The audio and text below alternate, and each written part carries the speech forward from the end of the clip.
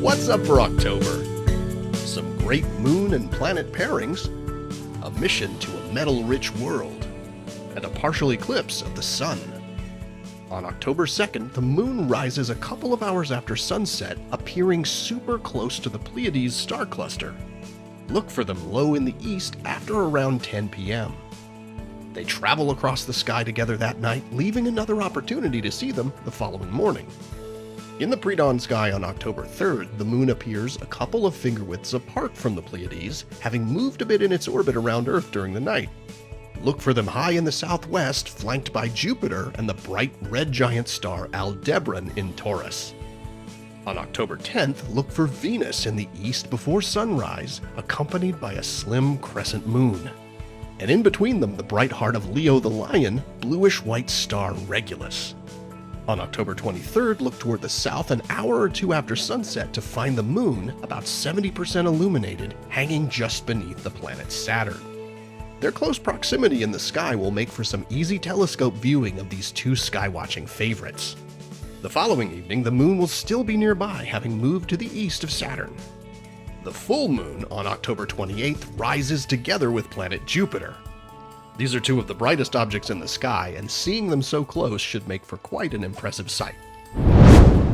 When you gaze up at Venus, or Mars, Mercury, or even at Earth beneath your feet, do you ever wonder how these planets formed out of stardust? That's how planetary scientists think too.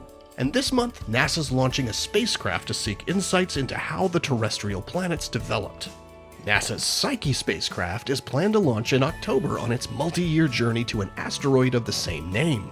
It's the first mission to a metal-rich asteroid, which could be part of the interior of a planetesimal, a building block of a rocky planet.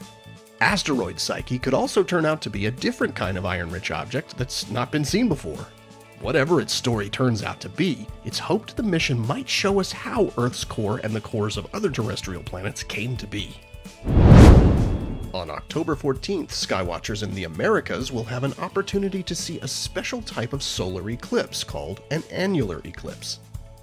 Along a path about 125 miles wide, the sun will appear as a narrow ring of light, which is often called a ring of fire. This narrow circle shape is also known as an annulus, giving this type of eclipse its name. Solar eclipses happen when the moon comes between Earth and the sun and covers at least part of the sun in the sky. When the moon covers the sun completely, we get to observe a total eclipse. But sometimes the moon is a bit farther away in its orbit when an eclipse happens, making it look a little smaller in the sky and just a bit too small to completely cover the sun. When that happens, it enables us to see an annular eclipse.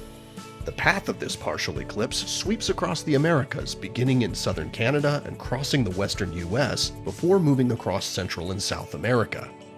Outside the annular eclipse path, those within the viewing zone will still see a partial eclipse. The maximum amount of the sun that will be covered by the moon depends on your location. Now, eclipse fans won't have to wait long for more excitement. Next April, a total solar eclipse will sweep across the US. Check out NASA's eclipse resources online for info about both eclipses, where they'll be visible, and tips for safe viewing. Here are the phases of the moon for October. Stay up to date with all of NASA's missions to explore the solar system and beyond at nasa.gov.